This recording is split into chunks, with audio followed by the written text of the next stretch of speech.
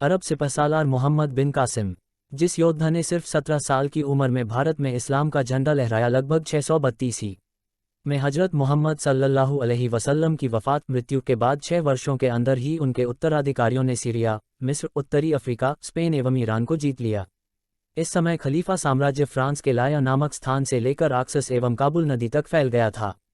वफ़ात के बाद खिलाफत संस्था का गठन हुआ, जो इस बात का निर्णय करती थी कि इस्लाम का उत्तराधिकारी कौन है। हज मोहम्मद व के दोस्त अबू बकर को उनका उत्तराधिकारी घोषित किया गया। पहले 4 खलीफाओं ने हज मोहम्मद साहब से अपने रिश्तों के कारण खिलाफत हासिल की। उनमें से उमैयदों और अब्बासियों के काल में इस्लाम का विस्तार हुआ। अब्बासियों ने ईरान में अपनी सत्ता कायम की। ईरान के पारसियों को या तो इस्लाम ग्रहण करना पड़ा या फिर वे भागकर सिंध में आ गए। जब सिंध में भी आक्रमण बढ़ने लगे तो वे गुजरात में बस गए। 7वीं सदी के बाद भारत पर अरब और तुर्क के मुसलमानों ने आक्रमण करना शुरू किए। अरब के खलीफाओं ने भारत पर कई अभियान चलाए। पहले भारत में अफगानिस्तान भी शामिल था। कुछ इतिहासकारों के अनुसार 870 में अरब सेनापति याकूब एलिस ने अफगानिस्तान को अपने अधिकार में कर लिया था। इससे पहले मोहम्मद बिन कासिम ने भारत के सिंध और मुल्तान पर आक्रमण करके यहाँ पर खलीफाओं के शासन का रास्ता साफ किया। मोहम्मद बिन कासिम, भारत में इस्लामिक शासन का विस्तार 7वीं शताब्दी के अंत में मोहम्मद बिन कासिम के सिंध पर आक्रमण और बाद के मुस्लिम शासकों द्वारा हुआ। लगभग 712 में इराकी अरब शासक अल हज्जाज के भतीजे एवं दामाद मोहम्मद बिन कासिम ने 17 वर्ष की अवस्था में सिंध और बलूच पर के अभियान का सफल नेतृत्व किया। इस्लामिक खलीफाओं ने सिंध फतह के लिए कई अभियान चलाए। 10,000 सैनिकों का एक दल ऊंट घोड़ों के साथ सिंध पर आक्रमण करने के लिए भेजा गया। सिंध पर ईस्वी सन 638 से 711 तक के 74 वर्षों के काल में 9 खलीफाओं ने 15 बार आक्रमण किया। 15वें आक्रमण का नेतृत्व मोहम्मद बिन कासिम ने किया। मोहम्मद बिन कासिम अत्यंत ही क्रूर योद्धा था।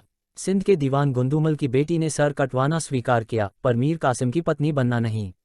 वेब दुनिया के शोधानुसार इसी तरह वहां के राजा दाहिर 679 ईस्वी में राजा बने और उनकी पत्नियों और पुत्रियों ने भी अपनी मातृभूमि और अस्मिता की रक्षा के लिए अपनी जान दे दी। सिंध देश के सभी राजाओं की कहानियां बहुत ही मार्मिक और दुखदायी हैं।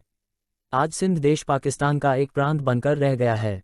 राजा दाहिर अकेले ही अरब और ईरान के दरिंदों से लड़ते रहे। उनका साथ किसी ने नहीं दिया, बल्कि कुछ लोगों ने उनके साथ गद्दारी की। कौन था मोहम्मद बिन कासिम? मोहम्मद बिन कासिम इस्लाम के शुरुआती काल में उमय्यद खिलाफत का एक अरब सिपहसालार था। उसने 17 साल की उम्र में ही उसे भारतीय उपमहाद्वीप पर हमला करने के लिए भेज दिया गया था। कासिम का जन्म सऊदी अरब में स्थित ताइफ शहर में हुआ था। वह अल सकीफ कबीले का सदस्य था।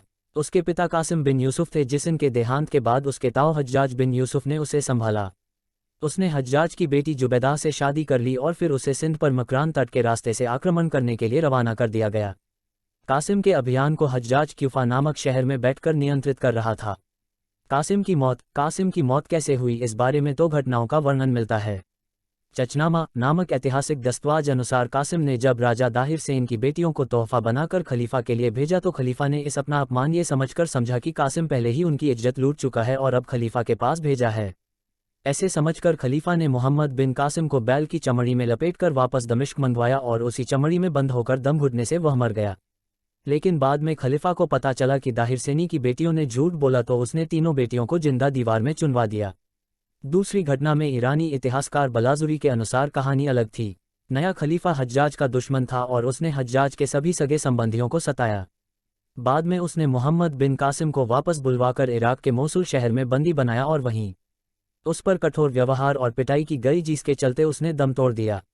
दोस्तों, वीडियो पसंद आई तो वीडियो को लाइक करें, शेयर करें। मिलते हैं ज्ञान से भरी एक और वीडियो में, तब तक के लिए धन्यवाद।